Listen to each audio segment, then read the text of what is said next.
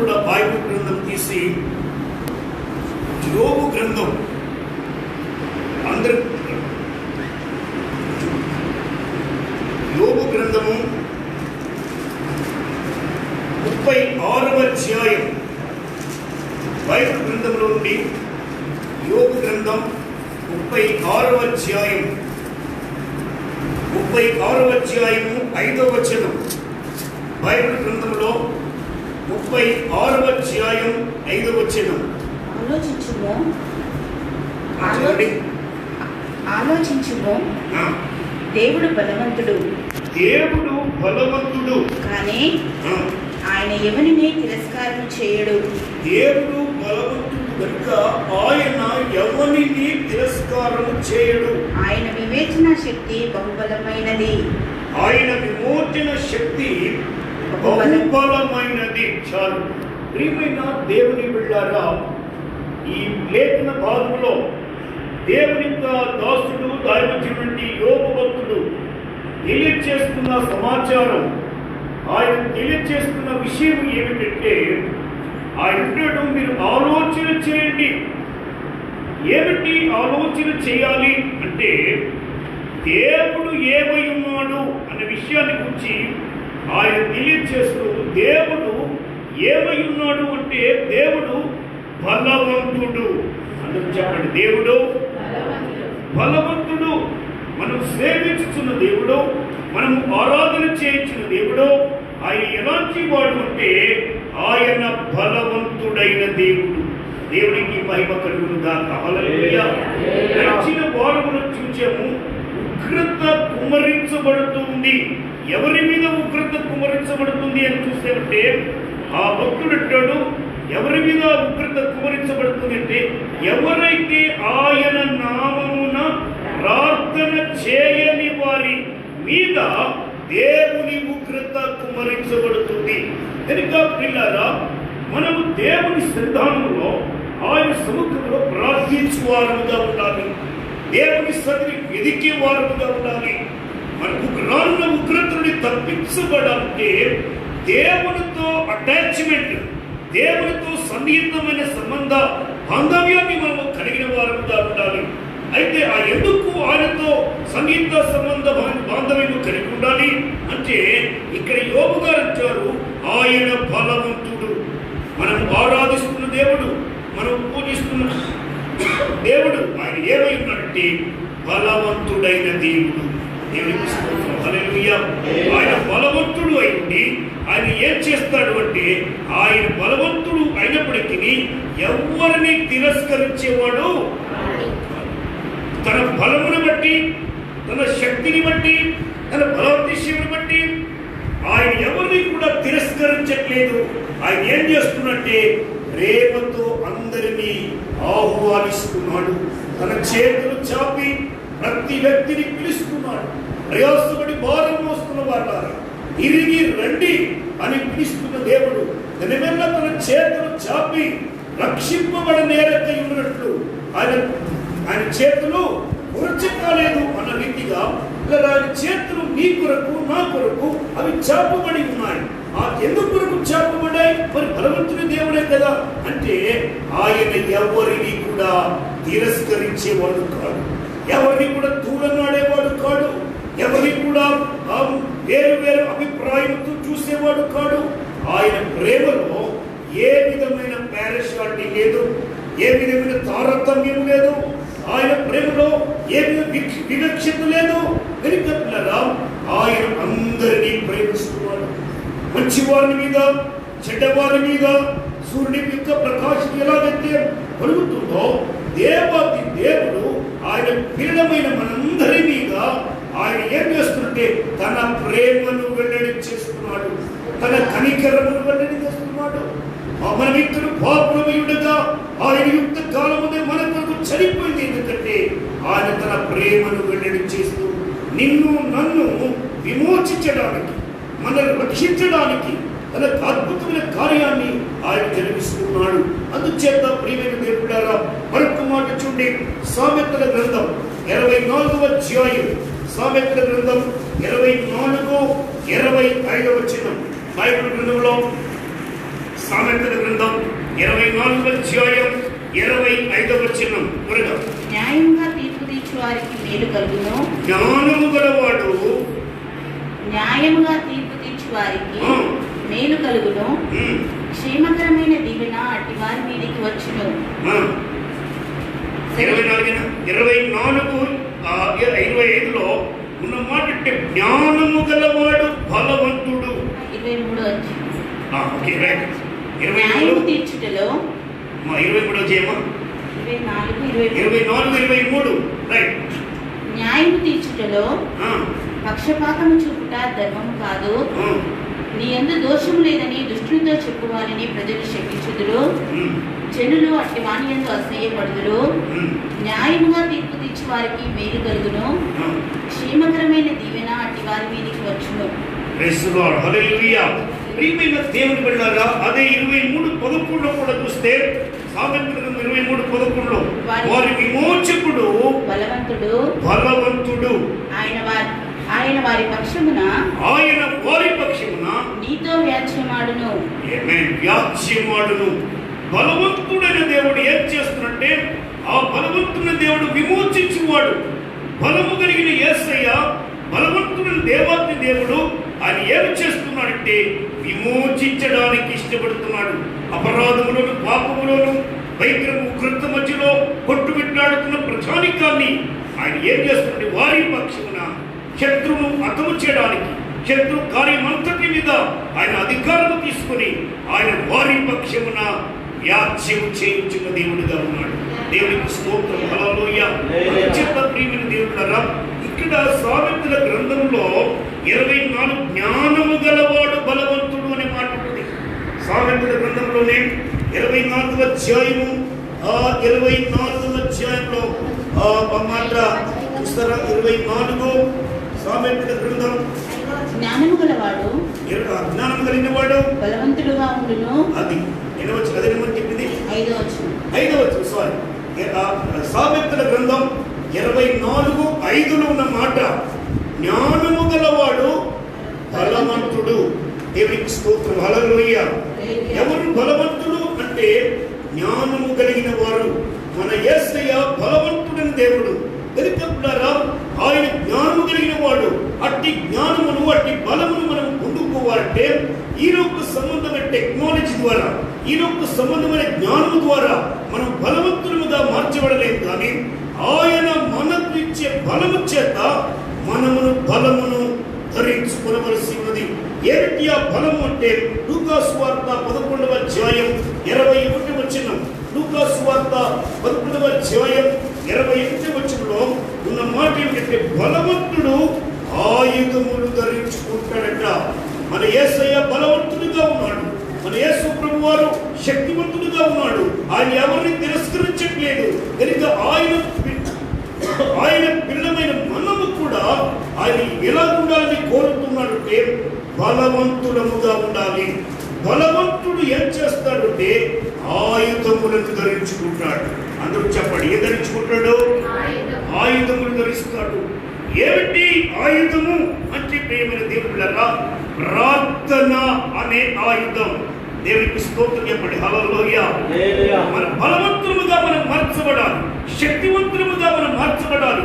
బలవంతులుగా మనం తీర్చిదిద్దబడాలంటే ప్రార్థన అనే బలమును మనము ధరించుకోవాలి. దేవునికి స్తోత్రం. హల్లెలూయా. ఈ సంబంధమైన శత్రు కార్యం మీద, ఆ శరీర సంబంధమైన కార్యముల మీద, లేక దుష్టుడి కార్యములన్నిటి మీద, లోకం మీదకి దిగి వస్తున్న ఉగ్రత అంతటి మీద అధికారము కలిగిన వారుగా మనం మార్చబడాలి. అంటే మనం ఏమి చేయబడాలంటే బలవంతులముగా మార్చబడాలి. హల్లెలూయా. బలహీనుడిని హతమార్చాలి అంటే మనము ముందు బలవంతులముగా చేయబడాలి. ఒక వ్యక్తిని మనము హతమార్చాలంటే మనం బలాన్ని మనం పొందుకోవాలి. ఇక్కడ అంటాడు లూకాసు వార్త 11:21లో చదువుతారా?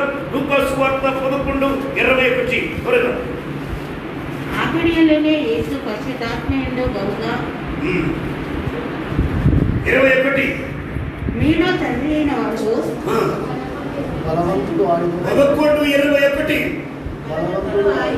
బలవంతుడు ఆయుధమును ధరించుకొని తన ఆవరణమును కాచుకున్నప్పుడు బలవంతులు ఆయుధములు ధరించుకుని తన తన ఆభరణములు ఆభరణములు కాచుకున్నప్పుడు అతని సొత్తు భద్రముగా ఉండును. హల్లెలూయా. అంటే ప్రియమైన దేవుని బిడ్డలారా, మన దేవుడు బలవంతుడు. యోబు గారు అంటారు, దేవుడు బలవంతుడు, ఆయన శక్తి బహుబలమైనది.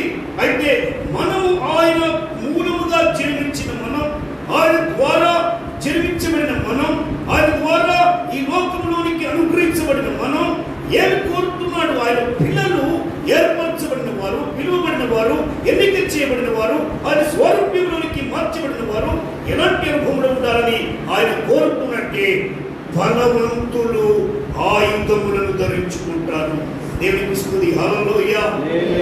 ప్రియమైన దేవుని బిడ్డలారా, ఎన్నో ఉగ్రతలు వస్తాయి, ఎన్నో వైరస్లు వస్తాయి, ఎన్నో భయంకరమైన తెగులు వస్తాయి, ఎన్నో భయంకరమైన చీకటి కార్యాలు లోకములు జరుగుతాయి. అయితే వీటన్నిటినీ మనం జయించాలంటే, వీటన్నిటి మీద మనం అధికారము కలిగి ఉండాలంటే ఆయుధములను ధరించుకోవాలి. ఏమిటి ఆయుధం? ఏమిటి ఆయుధం? మన ఆయుధం శరీర సంబంధమైన ఆయుధాలు కాదు, పోరాటాలు కాదు, లేక నినాదాలు కాదు. మనం చేయాల్సిన ఆయుధం ఏమిటంటే, మనం ధరించుకోవాల్సిన ఆయుధం ఏమిటయ్యా అంటే ప్రార్థన ఆయుధం. ఏదండి?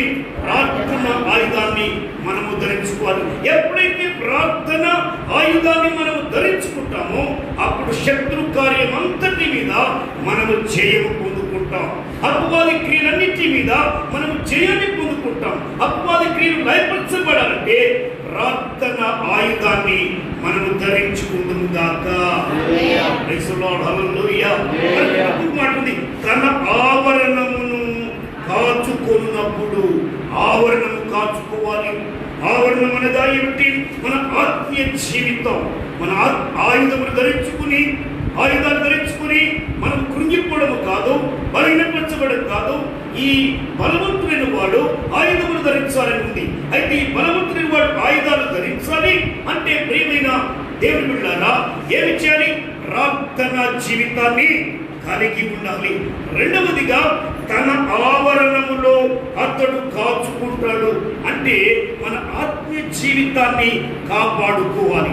లోకములో జరుగుతున్న విపత్తును బట్టి, లోకములో జరుగుతున్న ఉగ్రత కార్యాలను బట్టి, మిడతల దండును బట్టి, వైరస్ను బట్టి, ఇంకొక దాన్ని బట్టి మనం ఏమి చేయబడాలి అంటే మన ఆవరణమును మనమే కాపాడుకోవాలి.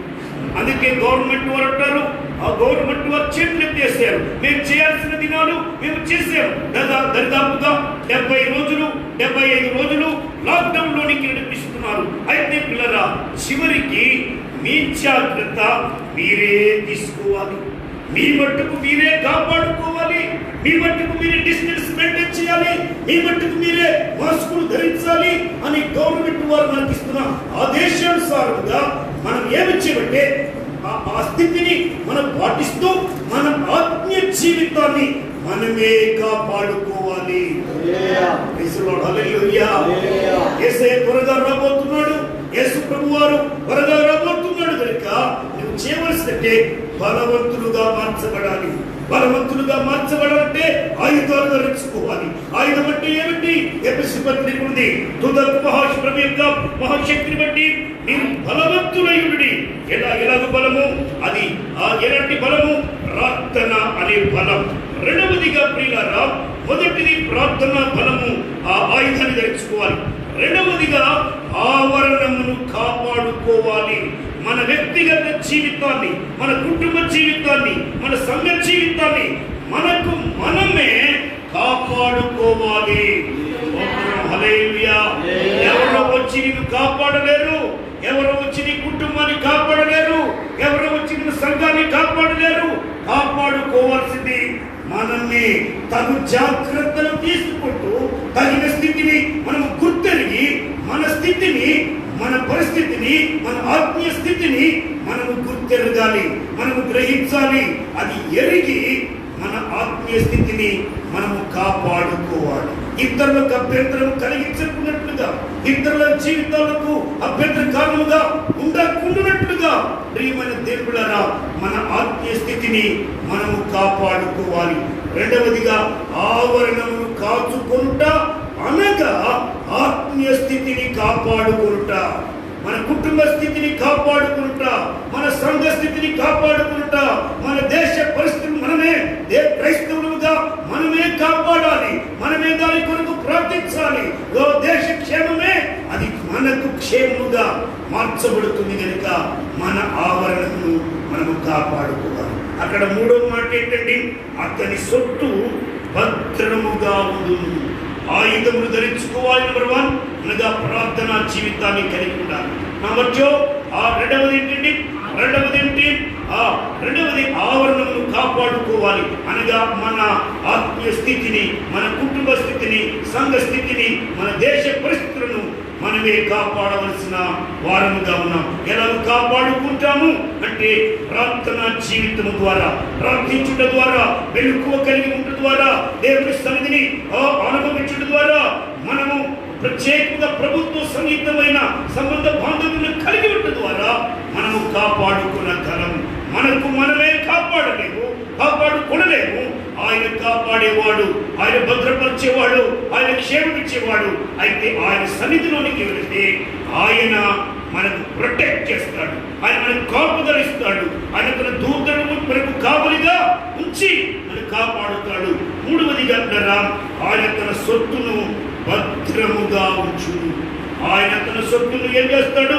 అతని సొత్తు భద్రముగా ఉండును. అంటే అది పరలోకములో మనకు ఇవ్వబడిన పరసంబంధమైన ఈవులు, పరసంబంధమైన ఆశీర్వాదాలు, పరసంబంధమైన కృపావాదాలు ఈ లోక సంబంధముగా మనం జీవిస్తున్నప్పటికీ శారీరకముగా, ఆత్మీయతముగా ఆయన మనకు వరాలు ఇస్తాడు, ఆయన మనకు బహుమానాలు ఇస్తాడు, ఆయన మనకు ప్రతిఫలం ఇస్తాడు. దానిని ఆయనే భద్రపరుస్తాడు. దేవునికి స్తోత్రం కలుగును గాక. హల్లెలూయా. ఏదైతే మనకి ఇచ్చాడో, ఏదైతే సొత్తును మనకు అనుగ్రహిస్తాడో దానిని ఆయన భద్రపరచువాడైతున్నాడు. ఆయన ఏం చేస్తున్నాడండి? మనకి ఇవ్వబడిన ఈవులు, మనకి ఇవ్వబడిన కృపావరాలు, మనకి ఇవ్వబడిన ఆత్మీయ స్థితి, మనకి భౌతిక సంబంధమైన ఆశీర్వాదాలను ఆయన భద్రపరిచేవాడు. పరలోకములో నుండి ఆయన మని భద్రపరచును గాక. దేవునికి స్తోత్రం. హల్లెలూయా. చివరిగా ప్రియమైన దేవుని బిడ్డలారా, దేవుని వాక్యంలో నుండి మరొక మాట చూడండి. దేవుని వాక్యం యెషయా గ్రంథం 49:26. యెషయా గ్రంథం 49:26. మరొకరు ఇర్మియా గ్రంథం 50:34. చూడండి, యెషయా గ్రంథం 49:26. అక్కడ ఉన్నమాట, యాకోబు నీ దేవుడు బలవంతుడు, నీ దేవుడు విమోచకుడు, నిన్ను విమోచిస్తాడు. బాధలో ఉన్నావా, కష్టంలో ఉన్నావా, ఇరుకులో ఉన్నావా, ఇబ్బందులు ఉన్నావా, వేదనకరమైన పరిస్థితులు ఉన్నావా, అయితే యాకోబుతో మాట్లాడుతున్న దేవుడు ఈ ఉదయకాల సమయంలో నీతో మాట్లాడుతున్నాడు. నేను నిన్ను విడిపిస్తాను. బలవంతుడిని దేవుడు అంటున్నాడు, నేను నిన్ను విడిపిస్తాను. ఏ పరిస్థితిలో నీవు ఉన్నావో, ఏ స్థితిలో నీవు ఉంటున్నావో, ఆ స్థితిలో, ఆ పరిస్థితిలో నేను నీకు దేవుడిగా ఉండి నేను నిన్ను విడిపిస్తాను. యాకోబు దేవుడు, నీ దేవుడు విమోచకుడు, ఆయన బలవంతుడు. మరొక మాట అదే ఇర్మియా గ్రంథం 50:34 వారి విమోచకుడు బలవంతుడు యెహోవా అని ఆయనకు పేరు. ఈ బలవంతుని దేవుడు ఎవరు? విమోచకుడు దేవుడు ఎవరు అంటే ఆయన పేరు యెహోవా. యెహోవా అనగా విమోచించువాడు, యెహోవా అనగా విడిపించువాడు, యెహోవా అనగా ఆదరించువాడు. కనుక ఆదరించే దేవుడు నీ కష్టంలో, నీ రోగంలో, నీ వ్యాధిలో, నీ ప్రతి పరిస్థితిలో ఆయన నిన్ను విడిపిస్తాడు. దేవునికి స్తుతి కలుగును గాక. హల్లెలూయా. యెహోవాను ఎరుగువారు, దానియేలు గ్రంథంలో ఉంది, ఎవరైతే యెహోవాను ఎరుగుతారు, యెహోవాను పేరు కలిగిన ఆ దేవాది దేవుడు బలవంతుని తెలుసుకుంటారు, వారు ఆయుధములు ధరిస్తారు, వారి ఆత్మస్థితిని కాపాడుకుంటారు, వారికి దేవుడు ఇచ్చిన ఈవులను భద్రపరుచుకుంటారు. అలా భద్రపరుచుకుంటూ వారు ఏం చేస్తారయ్యా అంటే వారు బలము కలిగి ప్రభు కొరకు గొప్ప కార్యాలు చేస్తారు. దేవునికి స్తోత్రం. హల్లెలూయా. ఏం చేస్తారు? తమ దేవుని ఎరుగువారు, దేవుని ఎరుగువారు బలము కలిగి గొప్ప కార్యాలు చేస్తారు. దానియేలు గ్రంథం 5:31 ఉంది. ఏ బలము కలిగి వారు గొప్ప కార్యాలు చేస్తారు. న్యాయాధిపతుల గ్రంథం 5వ అధ్యాయంలో ఉన్న మాట ఏంటంటే 5:31 వారు ఉదయించు సూర్యుని వలె ఉంటారు. ఎవరైతే బలము కలిగిన వారుగా ఉంటారో, బలవంతులైన దేవుని ఆశ్రయిస్తారో వారు ఉదయించు సూర్యుని వారు ఉంటారు. ఇంకా వారు ఏం చేస్తారు అంటే వారు బలవంతులు కనుక వారు దుష్టుని జయించగలుగుతారు, వారు దుష్టుని కార్యాలు జయించగలుగుతారు.